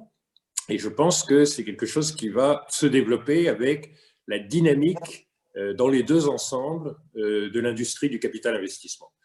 L'Afrique est accueillante au capital investissement parce que ça apporte des capitaux, ça permet la rotation du capital, mais plutôt pour des externalités beaucoup plus importantes d'une certaine manière que simplement le financement, qui sont l'amélioration de la gouvernance, des capacités managériales, de la transparence, de l'établissement de comptes solides. Donc, beaucoup de progrès autour de la gestion et de la gouvernance. Et ça apporte aussi des facultés de transformer les entreprises. Parce que faire intervenir, moi j'ai beaucoup de clients aujourd'hui où je suis devenu banquier d'affaires, mais uniquement sur des questions africaines, je vois bien nos clients, l'intervention du capital investissement, ça veut dire également la capacité de transformer, de construire, de gérer l'expansion. et pas simplement de gérer le statu quo. Or, les entreprises les plus dynamiques, qu'elles soient étrangères d'origine ou qu'elles soient domestiques, elles sont en train de sortir de leurs frontières. Il y a un phénomène majeur qui est de devenir panafricain. Moi, ce qui me frappe, c'est que les Mauriciens, les Kenyans, l'Afrique de l'Est en général, l'Afrique du Sud de plus en plus, qui se considéraient comme d'une certaine manière africaine, mais enfin en Afrique du Sud, on vous dit nous allons nous développer en Afrique, comme si ils étaient un petit peu extraterritoriaux, et donc ils veulent dire le reste de l'Afrique. Et maintenant, ils sortent. Ils sortent notamment dans le domaine des capitaux, ils sortent dans le domaine bancaire, ils sortent de façon spectaculaire dans le domaine de l'assurance, dans un certain nombre de services. Ils sortent de façon absolument incroyable avec Vodacom et MTN dans le domaine des télécoms, donc de tout ce qui est la digitalisation. Ils sortent de façon incroyable dans le domaine de la fibre optique, etc. Donc, vous avez une dimension transfrontière où l'Afrique de l'Est commence à s'intéresser à l'Afrique de l'Ouest, où l'Afrique du Nord est un investisseur très important, notamment du fait du Maroc et un peu de la Tunisie, mais beaucoup du Maroc vers les pays d'Afrique subsaharienne. Donc, si vous voulez, tout à l'heure, vous commenciez, M. le Premier ministre, en parlant de l'avenir. Le président Senghor disait « l'Afrique est la terre promise de l'avenir », mais les Africains s'en sont aperçus aussi. Et quand vous prenez les flux directs d'investissement étrangers, dans le domaine productif, vous verrez que la partie africaine d'investissement étranger d'un pays africain à un autre pays africain est en très forte croissance. Et donc, il faut prendre en compte cette dynamique-là qui me paraît importante et qui peut très bien se faire avec des partenariats extérieurs au continent. Mais c'est ça qui est le plus important aujourd'hui dans la dynamique, c'est l'Afrique se développant en Afrique, au niveau du secteur privé. Beaucoup plus compliqué, évidemment, dans la gestion, même si on a fait les progrès que j'évoquais sur la dette ou sur l'approvisionnement en matériel médical ou autre, mais c'est bien plus rapide que l'initiative des gouvernements.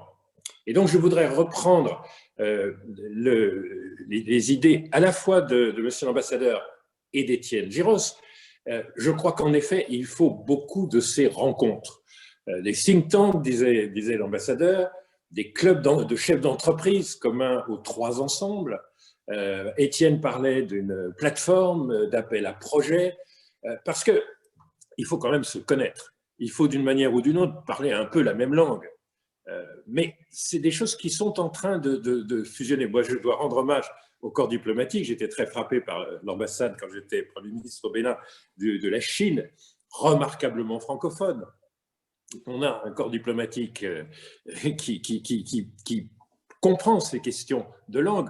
Il y a une tradition française de grands diplomates swahilophones. Bon, alors, tout ça, ça permet petit à petit qu'au niveau humain, ça devienne possible. Parce que ce n'est pas simplement des décisions abstraites ou bureaucratiques. On va créer un fonds commun. Il faut quand même avoir un substrat humain, de gens qui se comprennent et qui peuvent agir ensemble. Regardez, les entreprises françaises sont beaucoup en train de sortir du fameux précaré francophone. Regardez la tournée du président Macron, Djibouti, l'Éthiopie, le Kenya, etc. Aller vers l'altérité. Bon. Donc, les entreprises françaises bougent là-dessus. Les entreprises chinoises, regardez la carte, elles sont infiniment plus proches des pays anglophones de l'Afrique de l'Est notamment, ou des pays arabophones de l'Afrique. Bon.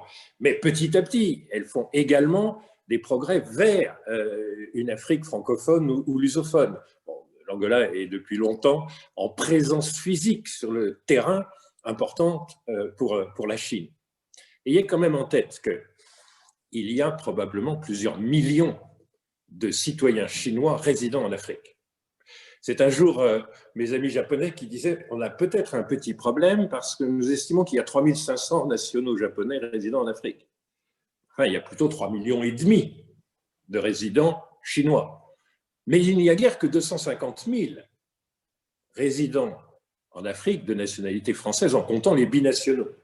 Donc, si vous voulez, le substrat humain, culturel, linguistique, ça ne se construit pas juste par décret ou en approuvant les statuts d'un fonds. Donc moi, je crois que c'est quelque chose qui va progresser, mais je relève quand même que entre l'ambassadeur Sun et Étienne, on parle quand même de créer les moyens que les gens se parlent, travaillent ensemble.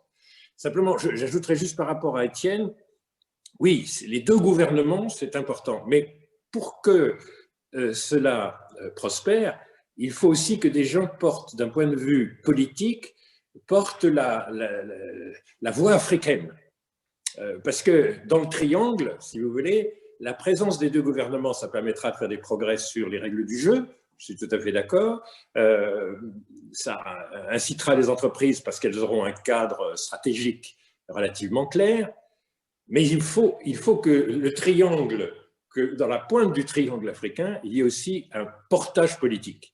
Et ça, je ne sais pas, Monsieur le Premier ministre, vous êtes un ingénieur des politiques publiques, et vous avez d'ailleurs de façon spectaculaire en Algérie joué un rôle très important pour ça. Mais il faut un portage politique. Alors, c'est vrai que le président Macky Sall, si le sommet de Dakar avait eu lieu, aurait pu être une de ses voix, mais il y a évidemment des gens parmi les grands dirigeants africains qui sont vraiment très impliqués dans ce triangle. Le président Sall, le président Ouattara, le président Kagame, le président Guelleh à Djibouti, le premier ministre Abiy, etc., qui ont à la fois des tropismes francophiles ou francophones ou europhiles, et en même temps une très très grande pratique de la présence chinoise et des relations très fortes avec la Chine.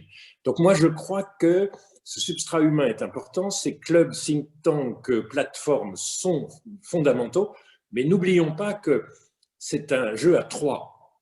Et il faut trouver ceux des chefs d'État qui prendront en Afrique ce rôle d'être le support politique de ce côté-là. Et profitons des progrès de l'Union africaine pour essayer de faire en sorte que cela advienne. Parce que les sujets sont complexes. Vous voyez, deux choses qu'on n'a pas mises dans le débat, mais que j'introduis brièvement. L'Afrique est également concurrencée par la Chine. D'un point de vue industriel, quand vous regardez le Maghreb, et quand vous regardez l'Afrique du Sud, une des premières choses qu'on vous dit, c'est qu'il va falloir qu'on rebâtisse notre industrie. C'est-à-dire qu'on n'est pas à la phase 0 au premier jour de l'industrialisation. On est dans une deuxième industrialisation parce qu'il n'y a pas que l'industrie européenne qui a été en concurrence avec la Chine et qui a régressé en part du PIB. Il y a l'industrie des pays qui s'étaient déjà industrialisés dans une première phase. Donc c'est complexe, c'est pas manichéen, nous ne sommes pas industrialisés. La Chine va nous aider parce qu'elle est l'usine du monde, l'Europe va nous aider parce qu'elle nous connaît bien, et puis tout ça c'est des marchés très importants pour nous. C'est que c'est complexe. On a pas mal souffert dans l'Afrique industrialisée du fait que la concurrence chinoise, avec ses prix plus compétitifs et ses règles un peu particulières, ont détruit aussi de l'industrie. Et donc l'Afrique a le même intérêt que ce que disait Étienne parlant des entreprises françaises, à ce que les règles du jeu soient établies, à ce que la concurrence soit saine, à ce que la corruption régresse, à ce que la conformité s'installe. Parce qu'il n'y a pas que l'Europe qui est menacée par certaines des pratiques actuelles du commerce. L'Afrique n'a pas plus intérêt que l'Europe parce que la contrepartie éventuellement de certains défauts de remboursement se traduisent par des cessions forcées d'actifs. C'est vrai que la situation zambienne, un peu comme celle du Sri Lanka, a beaucoup frappé en Afrique.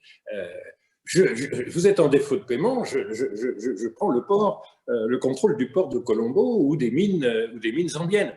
Donc on est sur des sujets complexes sur lesquels les intérêts ne sont pas du tout simples. Tout le monde a besoin de règles du jeu et tout le monde a besoin de se parler. Donc ça c'est le premier point que je voulais introduire, le portage politique africain essentiel. Et puis le deuxième, parce qu'il y a quand même un éléphant dans la pièce, c'est que les États-Unis sont en retrait. Alors ça, c'est une question pour l'Europe, mais le commerce avec l'Europe a continué de progresser à son rythme. Le commerce avec la Chine a explosé. Même chose pour les flux d'investissement en Afrique. Le commerce avec les États-Unis s'est effondré en 10 ans. C'est un chiffre qu'on ne sort jamais. Mais le fait que les États-Unis soient devenus autosuffisants et exportateurs du fait du pétrole, du gaz, du shale oil, a créé un effondrement des flux d'hydrocarbures qui était le premier poste du commerce. Et de même, les États-Unis, du temps de l'administration Trump, n'ont pas pris beaucoup d'initiatives vers l'Afrique. Le président Trump est un des seuls présidents des États-Unis qui n'est jamais allé en Afrique et qui n'a pas tenu des propos extrêmement élogieux sur les pays concernés. Donc il y a un retrait américain.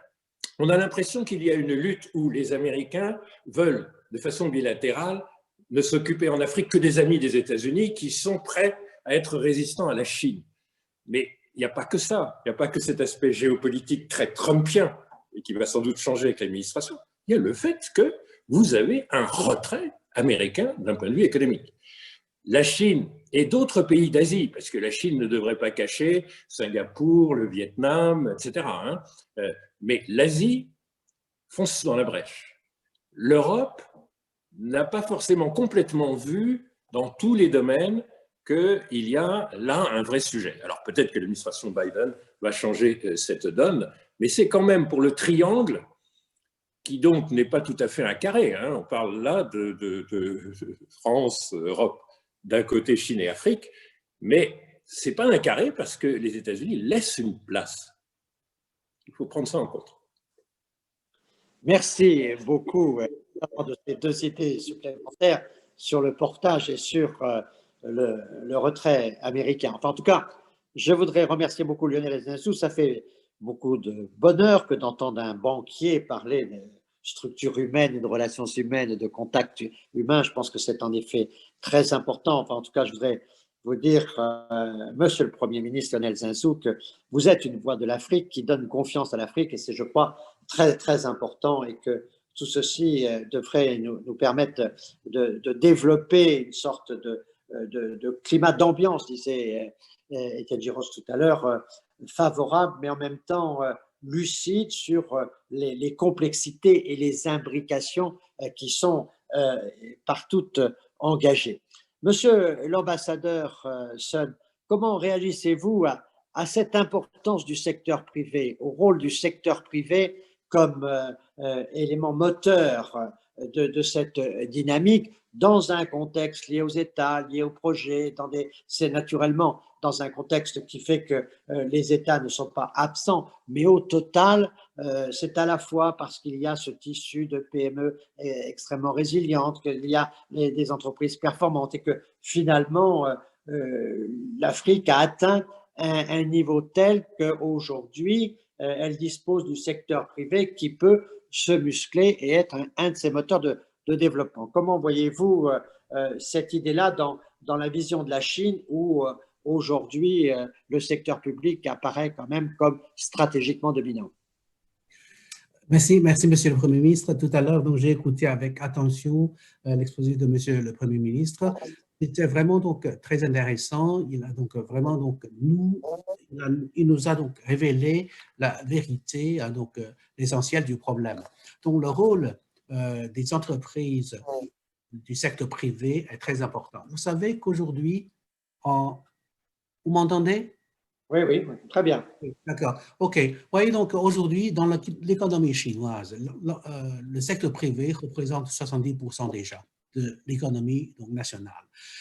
Surtout dans les secteurs, vous dites donc des PME, ils jouent donc vraiment un rôle très important donc pour enrichir la vie, améliorer donc la vie quotidienne de tous les Chinois. Et en Afrique, sur le marché africain, je crois qu'on a donc les mêmes phénomènes, les mêmes problèmes. Par exemple, pour les grands projets d'infrastructure, l'aéroport, la route, la voie ferroviaire, etc., peut-être que ce sont les entreprises d'État qui sont plus fortes dans l'exécution de ce genre de projet. Tandis que pour l'industrialisation, la création des entreprises, des parcs industriels, même en Chine, c'est le secteur privé qui joue le rôle primordial. Alors pourquoi pas en Afrique? Nous devons encourager donc les entreprises privées chinoises qui qui sont assez donc, puissantes, d'aller investir en Afrique et d'aller créer donc, des entreprises et de participer au développement donc, de ce continent. C'est ce que nous devons faire. Je crois que du point de vue politique, les gouvernements doivent donc avoir des politiques pour les encourager, pour les encourager à sortir de la Chine, à aller s'installer en Afrique. Comme j'ai dit tout à l'heure, créer donc des mécanismes ou bien une plateforme d'échange, de concertation, c'est important parce que on peut donc avoir donc les politiques qui viennent du gouvernement, de chaque parti, mais aussi on peut écouter surtout les entreprises. Quelles sont leurs difficultés pour mener cette coopération en Afrique? Quels sont les obstacles qui se dressent encore sur la voie d'avance? Il faut les écouter et les gouvernements sont responsables pour chercher des solutions à résoudre ces problèmes. Alors, régulièrement, si on a donc ce genre d'échange, je crois que cela permettrait donc à cette entreprise de s'agrandir. Je crois que ce sera une bonne chose. Merci. Merci beaucoup, Monsieur l'ambassadeur. En effet, cette dynamique dont parle notamment Étienne Giros de concertation entre les entrepreneurs, c'est très important. On va donc, puisque le secteur privé était un peu à l'honneur de cet échange, on va laisser le dernier mot à Étienne Giros. Mais je voudrais lui dire que je crois que d'une part, on voit bien que cette idée de plateforme de concertation est très importante et donc il faudrait l'intégrer dans la coopération sino-européenne, sino-française, de manière à ce qu'elle ait les parrainages nécessaires tout en ayant sa dynamique privée. Donc là, on voit bien qu'il y a là une idée forte et qui rejoint ce que dit Lionel Zinsou sur la connaissance des personnes et sur cette ingénierie humaine nécessaire. Mais en même temps, il faut intégrer à ce projet, je crois, cette idée de portage dont parlait Lionel Zinsou, et donc de trouver les acteurs africains qui peuvent soutenir ce dialogue, de manière à ce que, naturellement, on ne soit pas dans une opération sino-européenne qui apparaisse éloignée de la demande africaine. Donc, il faut articuler cette plateforme de proximité, de concertation, notamment pour avoir cette capacité à avoir un contexte, une régulation équilibrée et donc similaire, comme pour employer votre mot. Et donc ça, je pense que ce serait très important, bien connecté avec un portage africain. Comment réagissez-vous, cher Étienne, pour cette conclusion qui vous revient? Merci beaucoup, Monsieur le Premier ministre, cher Jean-Pierre. Oui, ce que vous avez dit, je crois, est conforme avec tout ce qu'on a développé et je rejoins tout à fait vos propos, dont je ne vais pas les paraphraser. Je voudrais simplement dire que le parrainage politique me paraît absolument essentiel. Vous avez dit que c'était assez facile à surmonter, je le pense aussi, mais il y a quand même une espèce d'alchimie à trouver entre l'appel à projet. On voit les entreprises. Je vais vous raconter une petite anecdote simplement. Au moment du Covid, on a contacté 25 ou 30 entreprises françaises pour voir qu'est-ce qu'elles pourraient faire ou qu'est-ce qu'elles avaient fait pour aider à la résolution de cette pandémie en termes de masques, de machines respiratoires, de tests, etc. Et j'ai été extraordinairement surpris de voir la créativité, l'inventivité et la volonté de développer les choses des entreprises. Et donc, il faut bien qu'on soit tous persuadés que dans le secteur privé, dans les entreprises, il y a un gisement d'idées, de créativité, de projets qui n'est peut-être pas toujours utilisé à plein. Et donc, c'est ça l'idée, c'est que dans cette plateforme, on utilise ces appels à projets pour que les entreprises disent, voilà, moi j'ai ce projet, est-ce qu'on peut le faire ensemble? Alors après, il faut un parrainage politique. Moi, je pense que sans parrainage politique, vous avez tout à fait raison, ça ne marchera pas. D'abord, comme je l'ai expliqué tout à l'heure, parce que ça crée un contexte, ça rassure, et je pense que ça les encourage. Ça encourage les entreprises à aller de l'avant. Toutes seules, elles ne le feront pas. Il faut absolument ce parrainage. Deuxièmement, il est absolument hors de question, me semble-t-il, que nous mettions en œuvre des projets qui ne soient pas en phase avec les programmes de développement ou les programmes d'investissement des pays africains concernés. Ça n'est pas contre eux. Et il faut absolument éviter qu'une telle opération soit vue comme une espèce de conglomérat qui se ferait entre les grandes entreprises ou les entreprises moyennes françaises et chinoises pour mettre la main sur l'Afrique. C'est pas du tout ça. Il y a à la fois une opportunité et il y a aussi, évidemment, un rôle à jouer dans le développement du continent. J'ai l'habitude de dire que le profit et le bénéfice n'est pas du tout antinomique avec le développement, c'en est en contraire le moteur. Donc nous n'avons pas à rougir que le secteur privé joue sa place dans la phase de développement de l'Afrique, mais il faut le faire évidemment en partenariat absolument intime avec les gouvernements africains. Et puis enfin, une dernière remarque que je voudrais faire, c'est que cette plateforme ne doit pas inquiéter les entreprises en termes de confidentialité. Ça, comme moi qui fréquente les entreprises, on voit bien que quelquefois la crainte qu'elles ont de mettre sur la table des projets est de se faire voler leurs idées ou voler leurs projets. Il faut évidemment bien, ou alors que le secteur public ou d'autres opérateurs multinationaux les prennent en main. Il faut bien voir que dans mon idée, ce fonctionnement de cette plateforme, c'est un outil, c'est un facilitateur de contact, mais ensuite, ça se terminera quand même par une discussion bilatérale entre l'entreprise chinoise et l'entreprise française. Et enfin, et j'en aurais terminé là-dessus, je pense qu'il ne faut pas oublier aussi l'aspect européen de la chose, et peut-être que si on arrive à montrer que ça marche bien au niveau français et chinois, on pourra peut-être passer à la vitesse supérieure et porter ce message au niveau de Bruxelles. Voilà ce que je voulais ajouter, cher Jean-Pierre.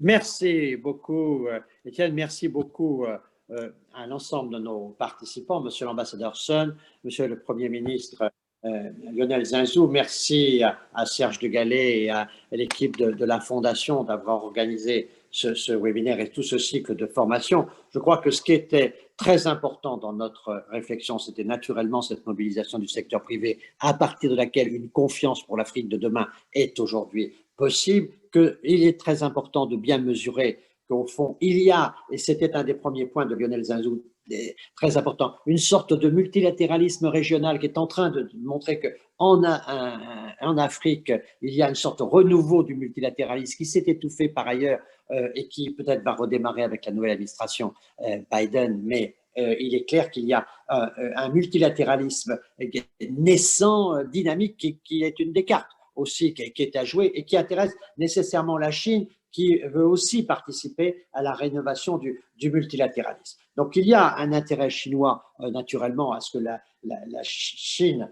puisse intégrer l'Afrique comme un pôle de l'équilibre mondial, de la gouvernance mondiale et du multilatéralisme. C'est, je crois, un élément très important. Pour nous, Européens, notre destin euro-africain est très clair et donc nous sommes là en train de discuter non seulement de l'avenir de nos frères africains, mais au fond de notre propre avenir puisque nos avenirs sont complètement impliqués sur l'avenir. Donc il y a aujourd'hui, je trouve, dans cette rencontre, un message très, très fort où on a vu des forces de progrès. À nous de bâtir aujourd'hui peut-être cette ingénierie entrepreneuriale, sociale, éthique qui permet à la dynamique humaine et économique de pouvoir s'exprimer. Merci à nos orateurs, aux panélistes et merci à tous ceux qui ont été acteurs, même quelque peu passifs de ce débat, puisque naturellement, nous n'avons pas le contact direct que nous souhaiterions avoir dans les débats que nous organisons habituellement et qui ne sont pas par vidéo, mais qui sont par contact physique et personnel. Donc, à très bientôt, je l'espère, et merci à tous de cette réflexion que personnellement, je trouve dynamique et positive, et dans cette période, c'est très utile. Merci à tous.